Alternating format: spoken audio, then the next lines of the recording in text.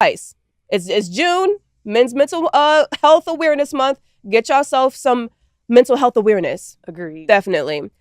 So you guys basically you met through friends. Yes. What do you think is a person's best tool to use to meet someone? Because I heard you saying, in a world full of social media and dating apps, meeting through friends, blind dates, whatever mechanism that you're going to use, what do you think is the best way that we can meet people? I always say mutual friends is the best way to do it. I think that when you have good friends, they have good friends. And it puts you in a position in which you have someone that's already vetted, because you wouldn't be friends with my friend if they had not vetted you in some way, shape, or form. Yeah. So I always believe in having that mutual friendship. And in truth, in the podcast episode that you watched, I talked about, and I could not find the source of the statistics, but I talked about a point in which I watched the statistics of married couples and how it is that they met. Like 35% met through mutual friends. And then the other 20% was through work, and only 5% was actually through dating apps.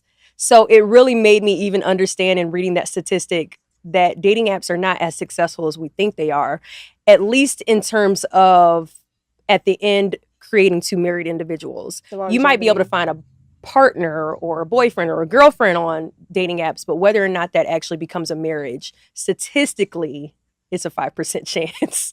And that kind of can get a little bit sticky, because I do know people that have met their husbands via social media or via dating apps. But I definitely think that we have a better chance through mutual friends. And I always say, hit up your friends. Hey, girl, I'm single. I'm back on the market. Like, I'm healing. I'm in my self-care era. And if you know a guy, let me know. I'm here, happy to go on a blind date. I always think it's okay to say that to a friend. And again, we talked about desperation versus intentionality. You have some people that might say that, girl, that sounds desperate to hit up your friends. And I'm like, it actually doesn't. Because in my opinion, you would do the same thing if you have a job. If you're saying, hey, I'm on the market, I'm looking for a job. If you guys know any openings that's looking for a marketing director or a social media manager, let me know. Why is it that we're open to saying that when it comes to work or when it comes to career or these types of moves, job moves, but why can't we say that when it comes to relationships? Why is there a stigma? Yeah. So that's my big belief in, just as not that it's not a job, a relationship is not a job. Well, it can feel like one sometimes. It depends. Yeah. But I believe in goal chasing and being very intentional about my goals. Okay. And based on the stats, mutual friends is your biggest chance of being able to find your life partner. So I think it's okay to ask your friends. Yeah, I definitely think so. Ooh, ooh, that was really good. Hey, she's not wrong though. Oh, yeah. People are much more quicker to run to their close friends, colleagues, and associates to help them land a job or give them a reference or hook them up or introduce them to somebody that will land their next gig, their next career move, etc.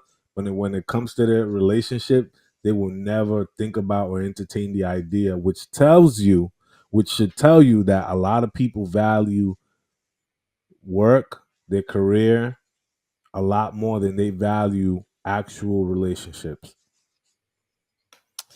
I Let's don't, be I don't very. know, man. I might have to kind of disagree with her on that one. Like I get what she's saying. I understand what she's saying, but just because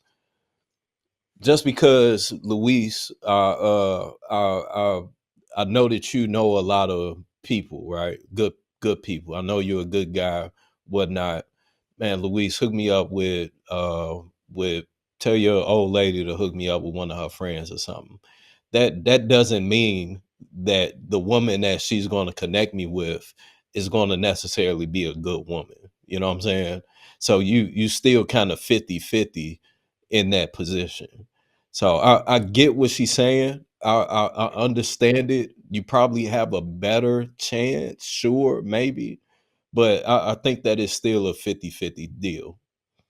But if I'm any kind of friend and I know you and I built a good relationship and a good rapport and we've known each other for a number of years and I have a good sense about your personality, temperaments, etc., and how you handle yourself and how you move, and I'm having conversation with my woman and she has a friend and she's talking about her and we're making certain alignments about, well, he enjoys this and she also enjoys this, and I think that these things are very compatible. I think that they're both conversationalists. They both enjoy, live music or jazz, whatever the case may be.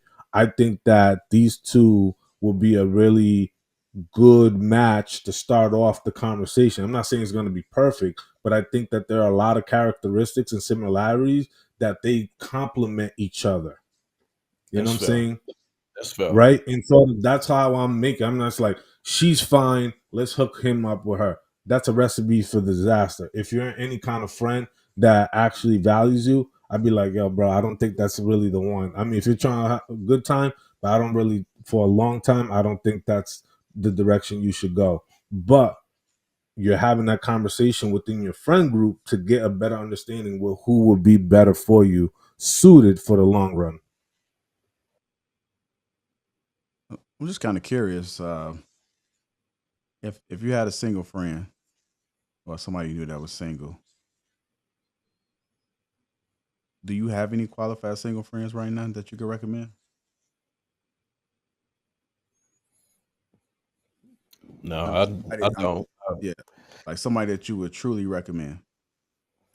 Yeah, I think everybody that I associate myself with right now is in either serious relationships or married.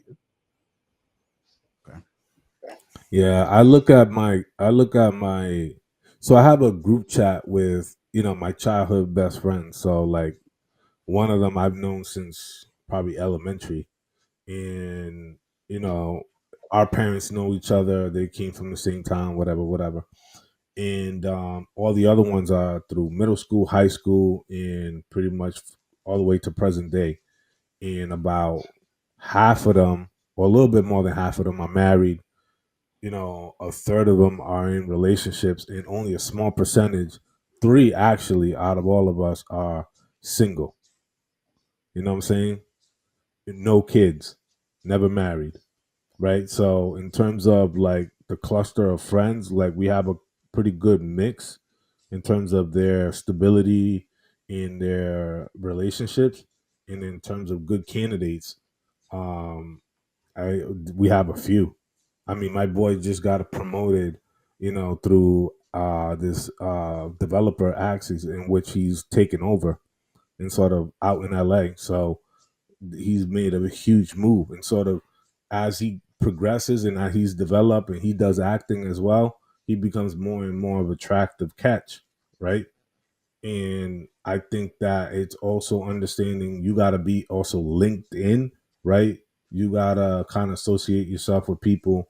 It really kind of goes back to what Kevin Samuels used to say. Like, it really does matter. That circle of people in which you kind of rub elbows with and associate will really introduce you to people and elbow doors. I've never had to, beg for a client. I've never had to, promote or anything. I've come through word of mouth. People Yeah, introduce me to people who they know, who they vetted. They're like, hey, here's this guy's number. Call him. He'll take good care of you. And it yeah. just keeps on rolling. But once you've established that, everything else comes easy. Well, yeah, your network determines your net worth.